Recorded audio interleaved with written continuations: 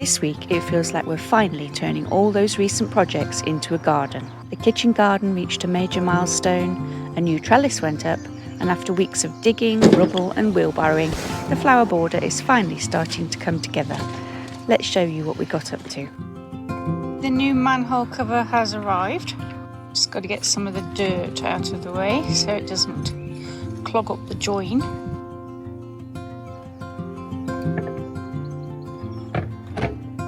Right, that's it. One manhole cover that can take up to 3.5 tons apparently. Right, as you can see, Doug has set to work. He has dug 2 holes, one each end of the border, ready for the big posts which got delivered yesterday. So we've got the nice big chunky posts like we used on the kitchen garden. The garden slopes really long way down there towards the patio. Between this end and this end is a 200mm height difference. That is quite a deep hole for a clay soil. And while Doug carries on with that, I've come into the greenhouse. I spent the day in here yesterday. What I did discover is that my cucumber has red spider mite, which is really, really annoying because I've literally just put the tomatoes in here. I've ordered some predators, which will be here in the next 2 days. So this yellowing isn't because of a lack of magnesium. It is caused by the red spider mite. Now, of course, they are pretty much invisible to the naked eye. The only evidence was webbing. I suppose the hot, dry weather we had last week would have triggered that. A bit of misting for me, I think, first of all.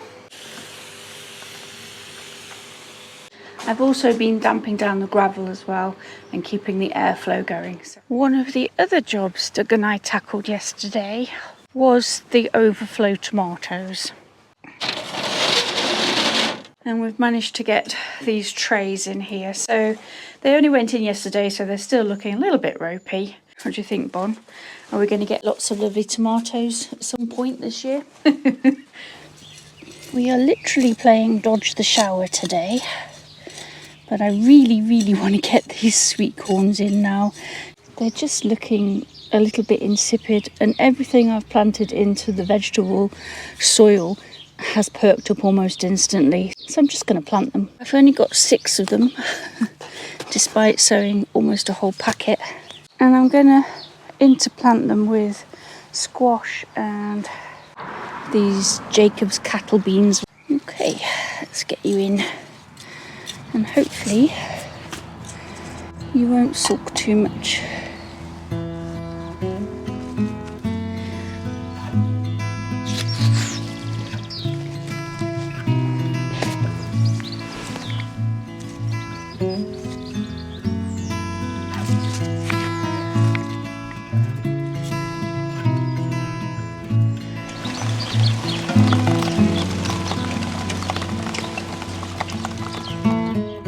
So we have finally finished filling all of the beds.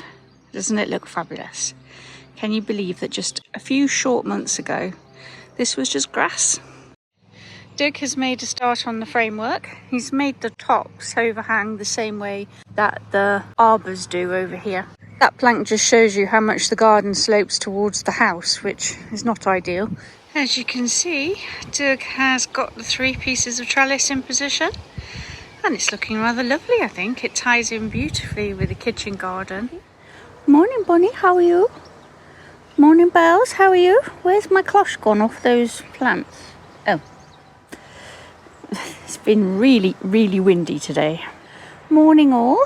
It is another grey and dreary day, but it's not raining at the moment, so we're just going to crack on, I think. As you can see, things are loving the damp, slightly cooler weather.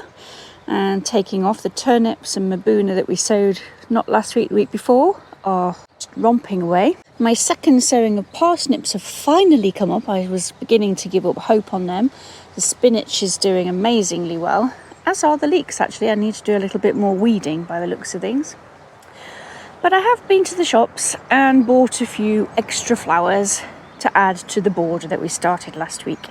Looks like they need a bit of water, so I have got some chocolate cosmos as well, cherry chocolate this one's called, and I can confirm it does smell like chocolate. So let me just show you these, because we planted these together just a few weeks ago, and they filled out beautifully. Don't they look fabulous?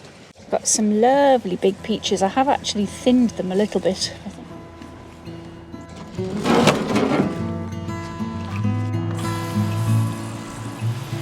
We'll just give these a quick drink and then I'll get to clearing the rubble. I'm going to use some of these compost bags to collect some of the stone.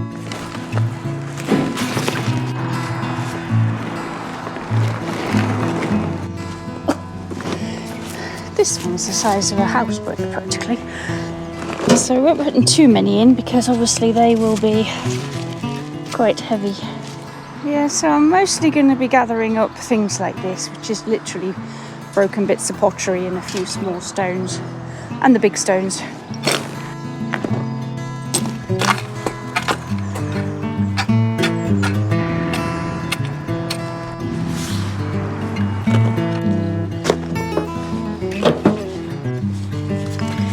That's quite a whopper, eh? There's a few big ones. I know I'm not going to get them all out, just trying to get the big ones. I suspect when we start digging holes for the next lot of plants, there'll be more.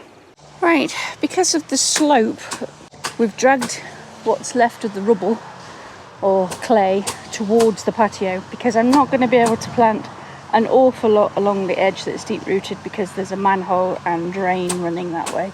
So now I think I'm going to add BioBloom topsoil mix to the bed, lay out where I want the flowers, and then start planting. Meanwhile, Doug's been adding the edging. So we've bought some Corten steel edging and they're looking quite good quality, I have to say. So I went for the 100mm height because I need to add compost and mulch on top of the soil. They interlink here and then you bend these clips back to hold them in position and you just hammer them in, as Doug is ably demonstrating there. Which means we'll have a nice neat edge to the lawn to mow up to, and hopefully it'll stop the bark mulch, although, you know, blackbirds being what they are, probably throw it on the lawn anyway, but it'll stop it spilling onto the lawn at least. We've only got one wheelbarrow, unfortunately. Take the bag out, go and get some topsoil mix to lay on the top.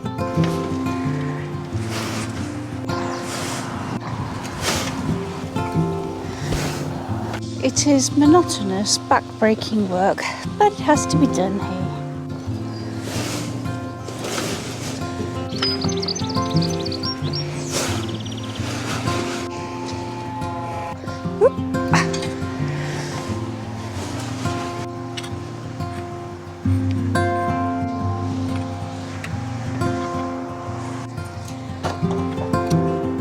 Right, so I've dragged that out, spread it around, and it looks so different, doesn't it, with just some decent soil on the top. Haven't gone around the edges because Doug needs to put the edging stuff in.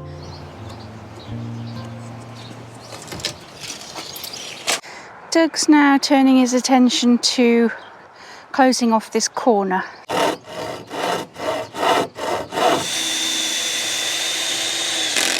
So as you can see, Doug's going great guns there with the corner box, which is going to finish that end off lovely.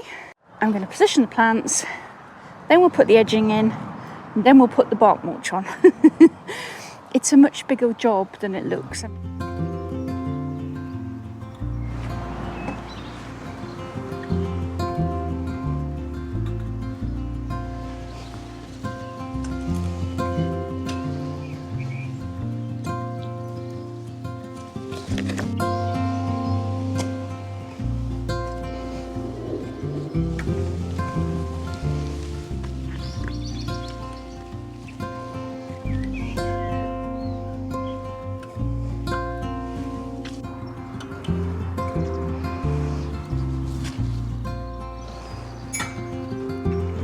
I'm not only looking for colours, I'm also looking for flower shape, leaf shape, texture, that kind of thing.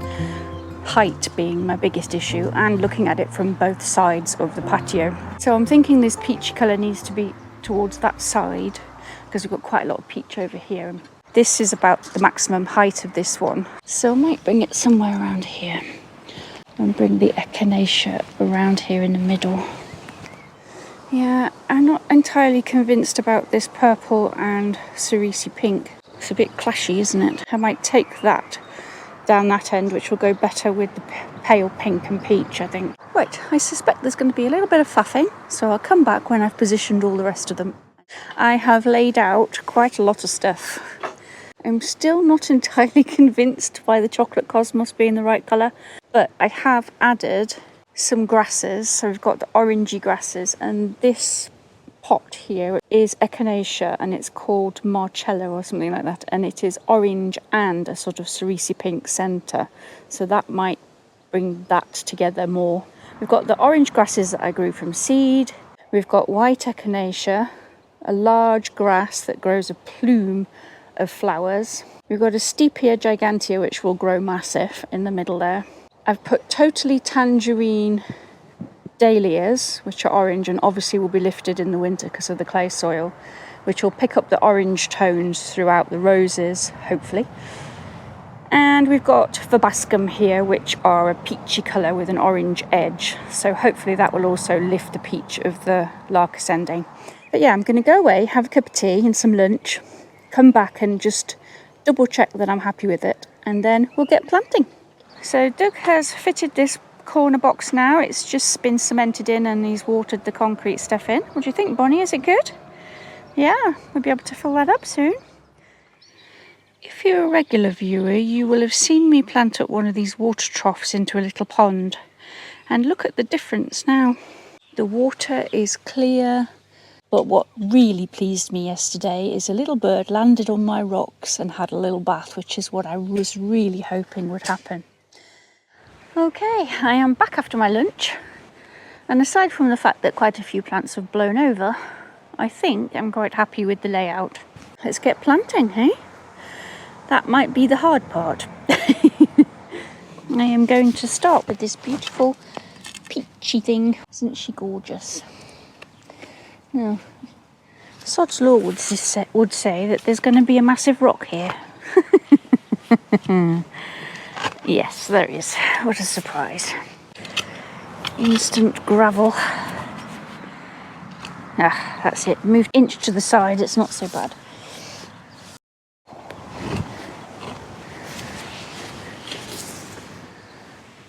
Right, we're down to clay already. Oh gosh, that's got quite a root-bound bottom. I'll just tease that a little bit.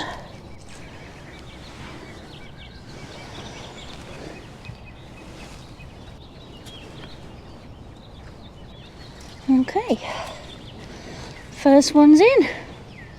Meanwhile, Doug is starting the edging along this border. I'm now going to intersperse some of this ponytail grass that I grew from seed. This is this year's grass. Well, actually I sowed it in the autumn, but it's beautiful, isn't it? It's going to waft beautifully by the patio here. So I'm going to put 9 of these in. I've got a few more over by the greenhouse that can go on the other side as well.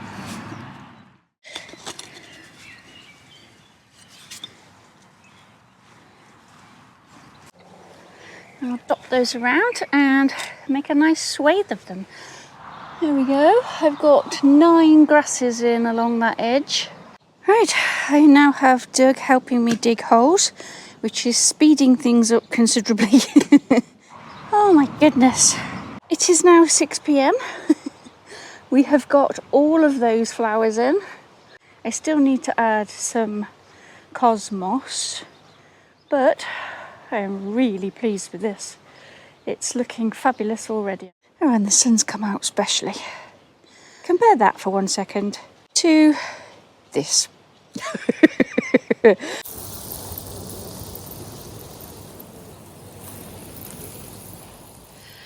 Morning all. I have just finished mowing all the grass, so it's looking so much neater, but it does take a couple of hours, so I've pretty much lost the morning in terms of the border. Doug has been busy filling in around the wooden box. One thing I have noticed is that the onions are starting to bend over, which is a sure sign that they are ready. I'll give them another few days and then the others might catch up, but at least 4 or 5 of them have bent over. And I have to say they're possibly the biggest onions I've ever grown, so I'm really pleased with them, despite losing quite a lot of them to bolting. Even one of the white ones is bulked up. Now, before I move on to that box, I'm going to dot around a few of these very leggy looking cosmoses. Purity and apricotta. So I think I'll do a bit of a mixture. It's still very dry. I'm going to have to put the hose on this, I think. I think I might put a couple more of them over this side as well.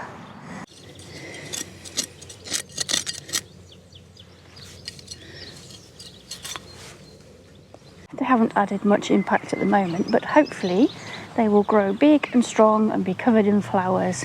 And we've still got quite a lot left for the other side to tie the sides in together. What do you think, Bonnie? Have we got enough flowers yet? Have we got enough flowers? No. Right, I have taken delivery of some more seeds because I really needed them, didn't I? But what they are some Greek Gigantes butter beans. Now, I'm probably a little bit late with them, but I'm going to direct sow them. I've got some Miss Puna, which is a cross between Mizuna and Tatsoi. I will be putting them in the greenhouse in the autumn.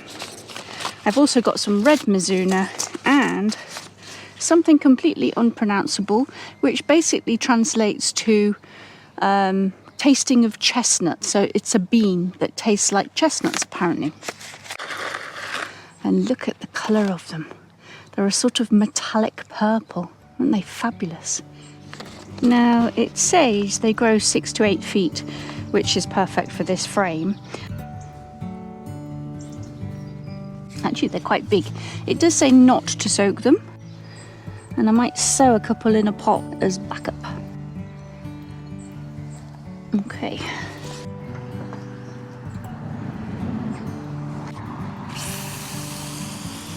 I'll label them, but I think I'm just going to call them purple beans. Maybe purple chestnut beans.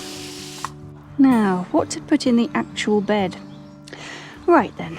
So yeah, I'm going to put this cardoon in there, I think. Let's get it out of the pot first. Quite a good root at the bottom. Not so great in the middle.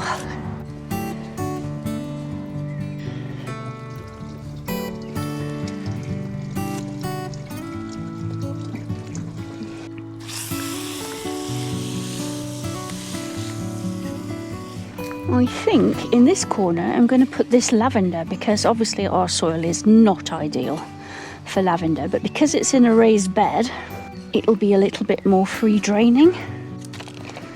It's a bit pot bound. Okay, that'll do nicely.